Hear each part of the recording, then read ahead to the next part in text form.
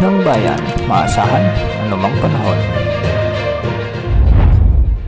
Magandang oras po sa ating lahat. Narito ang update sa lagay ng panahon ngayon at sa susunod na 24 oras. Sa kasalukuyan ay patuloy na umiiral o nakakaapekto pa rin ang southwest monsoon o habagat sa kanlurang bahagi ng Southern Luzon, Visayas at Mindanao, at meron din tayong minomonitor na bagyo sa labas ng ating area of responsibility. Dahil nga sa umiiral na southwest monsoon o habagat, magiging maulap ang mga kalangitan na may mga kalat-kalat na pag-ulan na may kasamang thunderstorms ang mga rehiyon ng Mimaropa, Western Visayas, Negros Island Region, Zamboanga Peninsula, Basilan, Sulu at Tawi-Tawi. Ang mga lugar na ito ay posibleng makaranas ng mga biglaang pagbaha at pagguho ng lupa, lalo na kung minsan ay may mga malalakas na pagbuhos ng mga pag-ulan.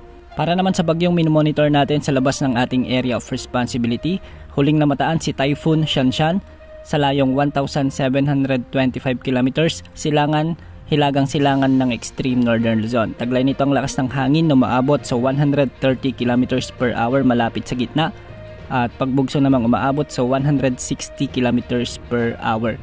Kumikilos pa rin ito ng northwest sa bilis na 30 kilometers per hour.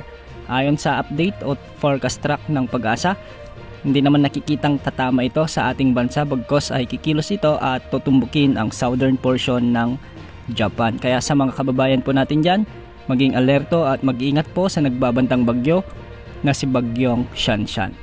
Samantala, patuloy namang umiiral ang mga localized thunderstorms sa natitirang bahagi ng ating bansa. Magiging maulap nga ang mga kalangitan na may mga kalat-kalat na pagbuhos ng ulan sa Ilocos Region, Cordillera Administrative Region, ilang bahagi ng Cagayan Valley, ilang bahagi ng Central Luzon, ilang bahagi ng Calabarzon at Bicol Region, at sa Visayas naman asahan din ang maulap na kalangitan na may mga isolated rain showers, dulot pa rin ng mga localized thunderstorms sa Eastern Visayas at Cebu Province kasama na ang Bohol at Masbate. Samantalang sa Mindanao, posible pa rin ang mga pag-ulan dulot ng localized thunderstorms sa may Caraga Region, Northern Mindanao, ilang bahagi ng Davao Region at ilang bahagi ng Bangsamoro Region. Bukas, asahan pa rin ang pag-iral ng habagat, lalo na sa may Palawan at iba pang bahagi ng Mimaropa, Western Visayas at Western Mindanao. Wala rin nakatas na gale warning, kaya malaya ang ating mga kababayang mangingisda na pumalaot sa anumang bahagi ng ating karagatan.